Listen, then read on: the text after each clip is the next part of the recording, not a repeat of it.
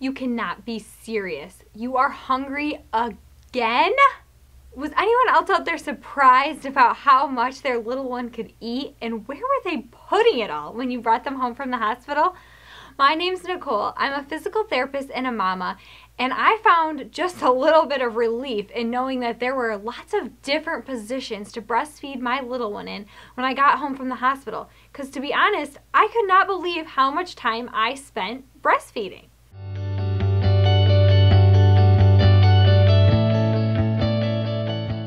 So I'm going to go ahead and start blabbering on about the 5 different breastfeeding positions that I want to talk to you about today. But I would love for you to comment below with what breastfeeding position worked for you, because it's always fun to get new ideas and give new ideas to other mamas. We got to help each other out.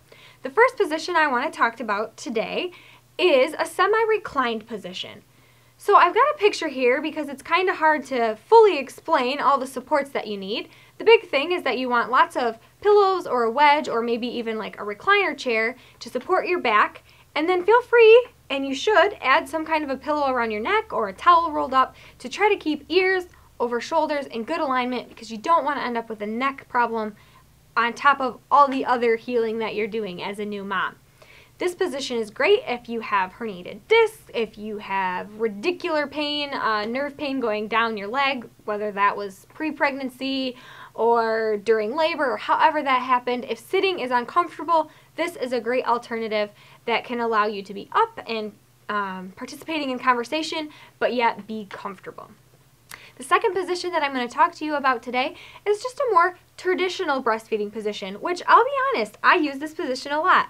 I had a very cute little rocker in the nursery that I just wanted to use and use and use, so I use this position quite a bit. The big thing is that you do want to make sure you have either a pillow. I have a boppy in this picture, but any type of support pillow will work. I can put a few in the description below if you want a few ideas. But you really want to bring baby up to you. You don't want to be shoulders forward, leaning forward to bring your breast to baby, because that is not going to be any good for neck and back and could lead to more pain and problems down the road. So bring baby up to you for sure in this position. And if you can get your hips and knees in a 90-degree position by using a stool or something, even more ergonomic, even better. Bonus points for that. Another position that is great, especially if you are a mama that likes co-sleeping or you're just plain exhausted, or maybe you had a tailbone injury during delivery, this side-lying position is a great option. The only thing I would say is if you have a small newborn, make sure that you're getting them up on a pillow or maybe a folded up blanket of some sort so that they are in good alignment with your breast and that they're not straining to reach and you're not twisting and contorting in order to get nipple into their mouth. The fourth position that we can talk about today is a seated position. So I thought this was extremely helpful as my little one got busier and wanted to be up and looking around, always wanting to sit up. He has very good trunk control in this picture, and so I didn't have to provide a ton of support to him. Obviously, the littler they are, you would need more support at the head and trunk, but they can just sit on your lap or maybe a pillow on your lap depending on the size, and the big thing is that you want their mouth to be at the level of your nipple so there's good alignment and nobody's straining like we talked about before. The fifth and final position is the football hold position. As you can see in this picture, it works quite well with one baby. I did not have twins, but kudos to you breastfeeding mamas that do have twins, because I'm sure that is a lot of work. But you could also use this position so that you could feed 2 babies at the same time. You can, depending on the size of your baby, you can use pillows to support them.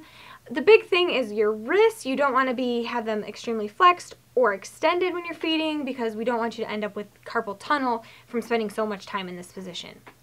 One thing I want to note about all these positions is that getting into a variety of different positions can be helpful if you are struggling with things like clogged ducts, because sometimes the different latch is going to encourage milk to come from different areas of the breast, and this is good to minimize clogged ducts. As always, go ahead and give me a thumbs up if you liked what you saw today or you learned something new.